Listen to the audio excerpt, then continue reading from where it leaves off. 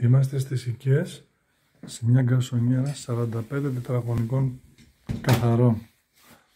Μπαίνοντας από την είσοδο έχουμε θωρακισμένη πόρτα, ένα χολ, μπάνιο αρκετά μεγάλο,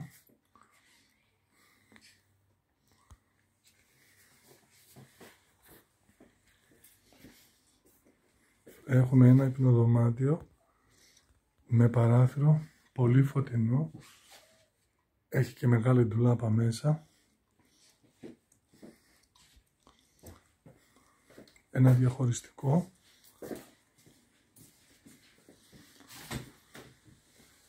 ο χώρος της κουζίνας,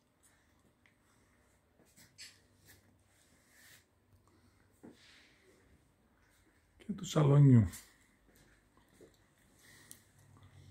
και ένα μπαλκονάκι μπροστά στο δρόμο.